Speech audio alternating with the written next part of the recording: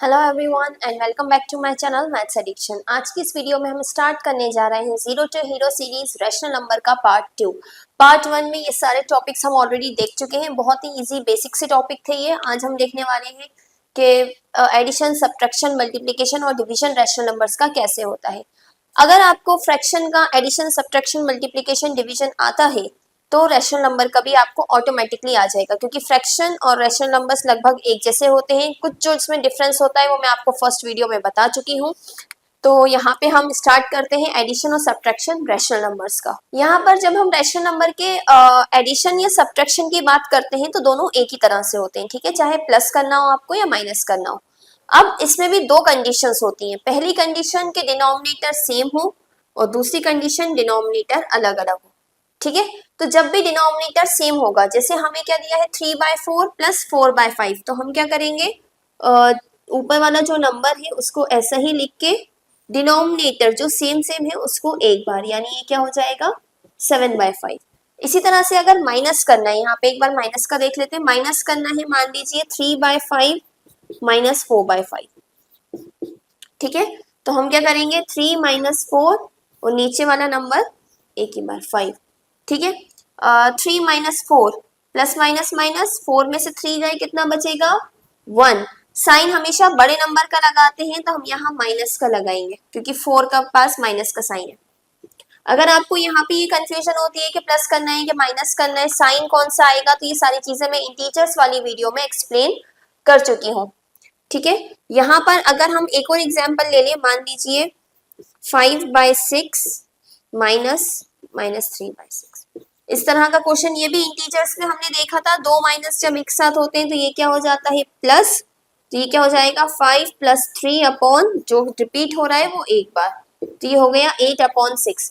अब कई बार ना इस तरह का आंसर आता है तो इसे हम सिंपलेस्ट फॉर्म में लिखते हैं। ध्यान रखिएगा, जब भी आप प्लस या माइनस करेंगे, मल्टीप्लाई या डिवाइड करेंगे, आपका आंसर सिंपलेस्ट फॉर्म में आना चाहिए। यहाँ पे देखिए 7 और 5 सेम टेबल में नहीं आते तो ये सिंपलेस्ट फॉर्म में है। 1 और 5 भी सेम टेबल में नहीं आते तो ये भी सिंपलेस्ट फॉर्म में। 8 और 6, 2 के टेबल में 8 और 6 दोनों सेम टेबल में आता है, यानी ये कैंसिल हो सकता है। 2 4 8 और 2 3 6, तो इसका आंसर क्या होगा 4/3, ठीक है। ये तो बात हो गई कब की, जब डिनोमिनेटर सेम होगा। बट जब डिनोमिनेटर अलग अलग होगा तब हम कैसे सॉल्व करेंगे, तो जब डिनोमिनेटर अलग अलग होगा तो दो मेथड्स होते हैं सॉल्व करने के। एक होता है बटरफ्लाई मेथड और एक होता है एलसीएम मेथड, ठीक है। बटरफ्लाई मेथड काफी इजी है, बट दो, जब आपके पास दो टर्म्स हो तभी यूज हो सकता है। जब आप हायर क्लासेस में जाते हैं, जब 3 4 5 6 टर्म्स प्लस करने को आ जाती हैं, मान लीजिए ऐसा 3/4 4/7 9/11 एंड 6/18, तब यहाँ पे बटरफ्लाई मेथड यूज करना थोड़ा मुश्किल होता है। तब हम यहाँ पे यूज करते हैं कौन सा, एलसीएम मेथड। तो यहाँ पे मैं दोनों ही मेथड आपको बताने वाली हूँ। बटरफ्लाई मेथड में क्या होता है कि इनको हमें प्लस करना है तो इन दोनों का आपस में मल्टीप्लाई क्रॉस में, तो 7 3 21, और इन दोनों का आपस में मल्टीप्लाई 4 5 20। साइन जो यहाँ है वही बीच में रहेगा, ठीक है। और इन दोनों का आपस में मल्टीप्लाई 5 × 7 = 35। पहले क्रॉस मल्टीप्लाई, फिर नीचे वालों का आपस में मल्टीप्लाई, इस तरह से हम लिखते हैं। तो इसका आंसर क्या आ जाएगा 41/35। दो टर्म्स में तो हम ऐसा कर सकते हैं, जब 4 5 टर्म्स होती हैं तब थोड़ी प्रॉब्लम होती है। तब आपको पहले दो सॉल्व करेंगे, फिर उसमें तीसरा ऐड करेंगे, फिर उसको सॉल्व करेंगे, फिर उसमें चौथा ऐड करेंगे, तो वो बहुत लंबी प्रोसेस चली जाती है। तो इसके लिए हम कौन सा एक और मेथड यूज करते हैं, एलसीएम मेथड। एलसीएम मेथड में क्या होता है, जैसे कि हमें ये नंबर दिया है 3/5 प्लस 4/7, तो नीचे जो दो नंबर है 5 और 7, इन दोनों का हम ले लेंगे एलसीएम, ठीक है। तो देखिए 5 1 5, 7 बचा, 7 1 7, एलसीएम क्या आया 5 × 7 यानी कि 35, ठीक है।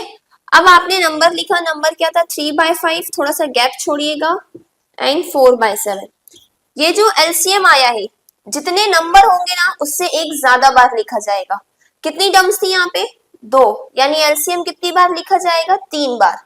कहाँ कहाँ, पहले नंबर के साथ मल्टीप्लाई में, दूसरे नंबर के साथ मल्टीप्लाई में, और एक पूरे के अपॉन में, इसलिए एक बार ज्यादा लिखा जाता है। सारे नंबर्स के साथ मल्टीप्लाई होगा और एक बार नीचे एक्स्ट्रा लिखा जाएगा। अब अगर आपने सही करा है, आपका क्वेश्चन अगर सही है, तो हमेशा ये जो नीचे वाला टर्म है ना, ये हमेशा क्या होगा, कैंसिल आउट हो जाएगा एलसीएम से। 5 7 35। अगर ये नहीं हो रहा है मतलब आपने एलसीएम गलत निकाला है।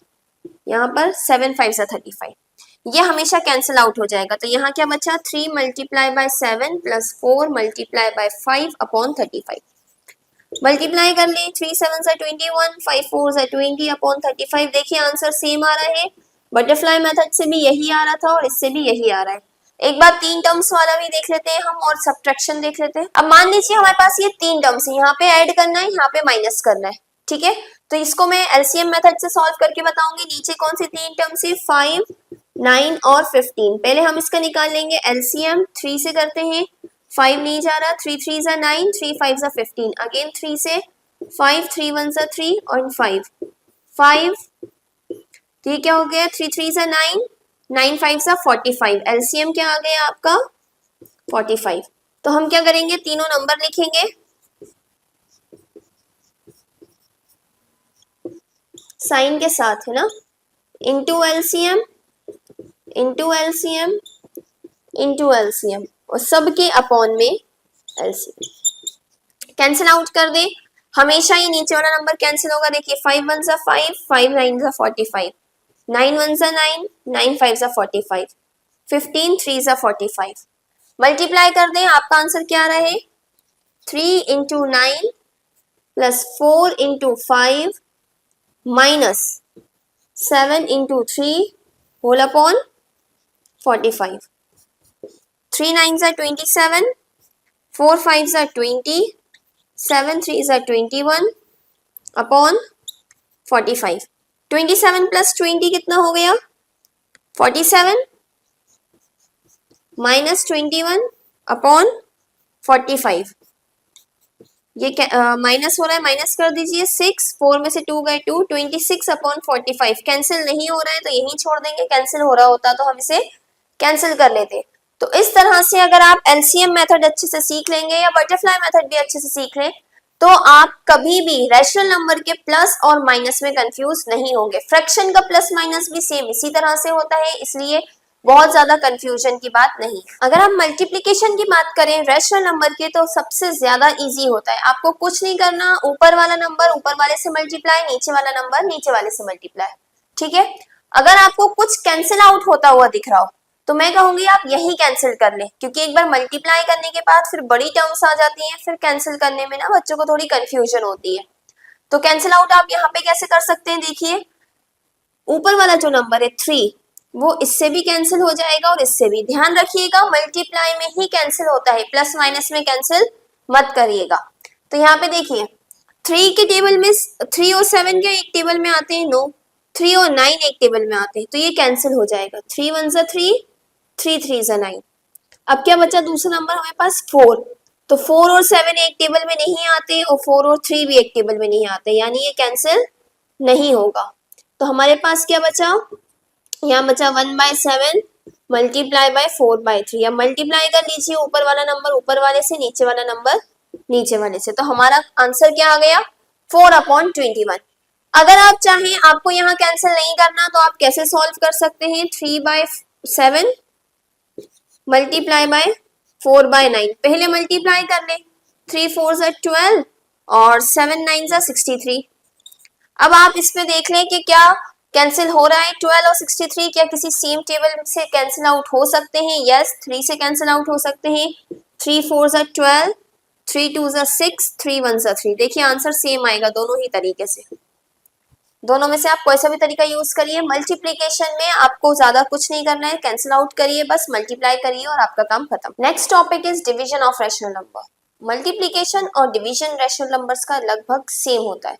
कैसे, देखिए अगर आपको डिवाइड करना है 3/6 डिवाइडेड बाय 2/7, तो हम इसमें क्या करेंगे, जो पहला नंबर है वो तो ऐसा का ऐसे ही रहेगा, दूसरे नंबर को पलट के लिख देंगे, डिवाइड का हो जाएगा मल्टीप्लाई, डिवाइड का हो गया मल्टीप्लाई, नीचे वाला नंबर ऊपर, ऊपर वाला नीचे, यानी ये हो गया 7/2।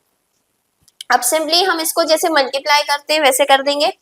3 के टेबल में 6 या 2, 3 के टेबल में 6 आता है, 3 1 सा 3, 3 2 सा 6। 7 के टेबल में 2, नॉट पॉसिबल, तो 1/2 मल्टीप्लाई बाय 7/2। मल्टीप्लाई कर लें, 7 1 सा 7 एंड 2 2 सा 4, 7/4 इज योर आंसर।